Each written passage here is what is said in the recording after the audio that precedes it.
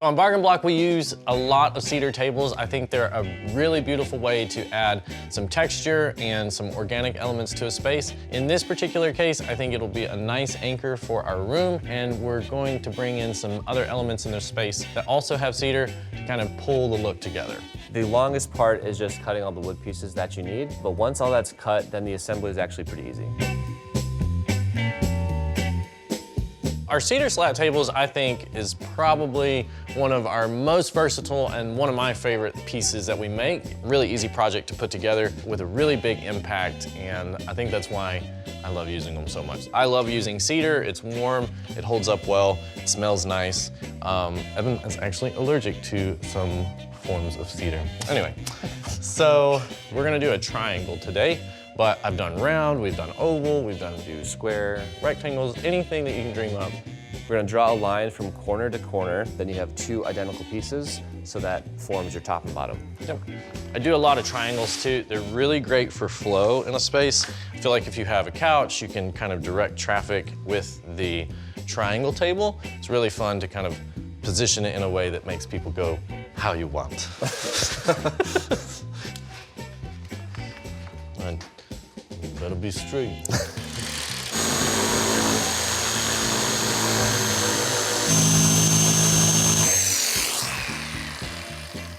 I thought you did really good for a freehand cut. That's tricky. So we've got our top and bottom cut. We're gonna sand down the edges just a little bit to get all the burrs off. Before we finish it, we'll do a proper sanding with a really fine grit sandpaper so that you have a very nicely finished coffee tabletop.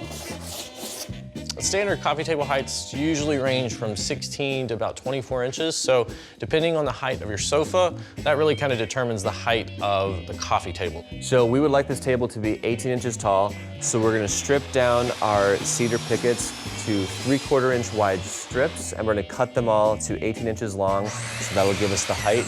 So we are gonna need a lot of them.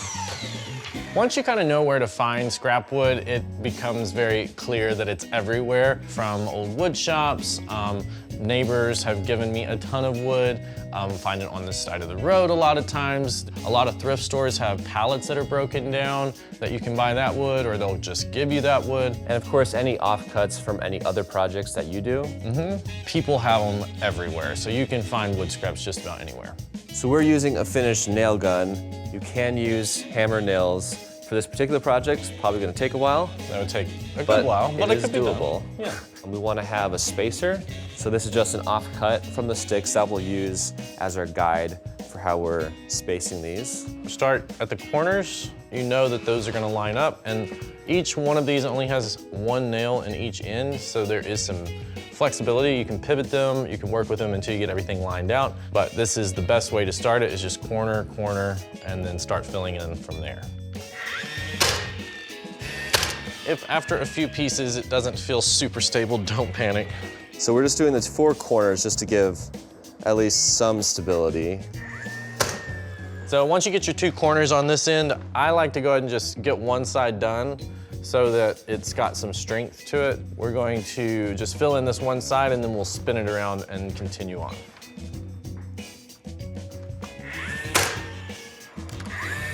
See, the main thing to making these look nice is keeping that spacing consistent. So using the spacer, I would say, don't try to eyeball it.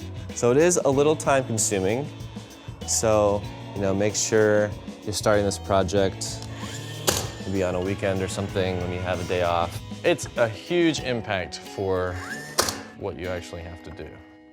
You can adjust your spacing too. If you want less of a space between, you can do that. If you want a bigger gap, you start to lose it a little bit if it gets too gappy.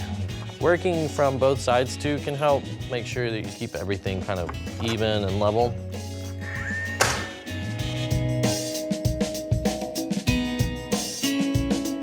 So we've got the first side done. We're gonna do a 180 flip and start on the other end. Now that we've got some structure, it'll hold together a lot easier, but you'll still probably need a little bit of help to spin it without cranking it too weird.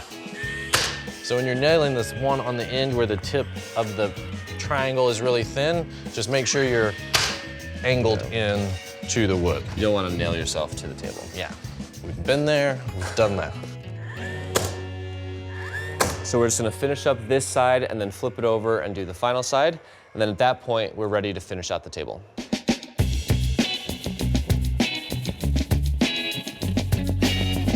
These tables are super versatile too. You can do them in different shapes. You can change out your wood colors. You can stain them, paint them. You can use scraps of pine, oak. If you want to go really fancy, you could use teak. You can basically make these as affordable or as expensive as you'd like, and you can do them in any shape and size. So they're very versatile, but they do add a nice design punch to the room. So if you were gonna stain any piece of this, definitely do it before you assemble because it gets a lot trickier after the fact. So if you wanted to cut your triangle, then stain, that would be the way to do it. For us, I like the natural. We'll do a light sand on top and then a nice polyurethane spray clear coat just to finish it out. So we are using a 220 grit sandpaper that produces a nice smooth finish. We're using an electric sander. If you don't have one, you can do it by hand.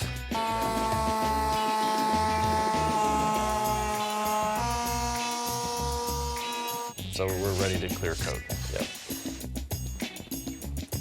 I'm gonna focus on the top of it since that's where you'll be putting your drinks and stuff like that. But I'm also gonna spray the sides just to seal up the cedar a little bit. So we're using a spray poly just to keep it easier. You could use a brush on also. The brush on would give you a thicker coat, but you can also just do more coats of the spray on.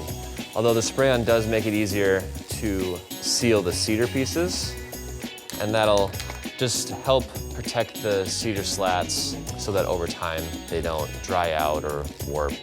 So it's helpful with the cedar slats to go from different angles so you kind of get all the sides of it. Probably gonna give the top another couple coats. You wanna make sure the top is properly sealed because that's where drinks will go. So once this is dry, we're pretty much done with it, and I absolutely love the way it looks. Super excited. I think it's gonna look great.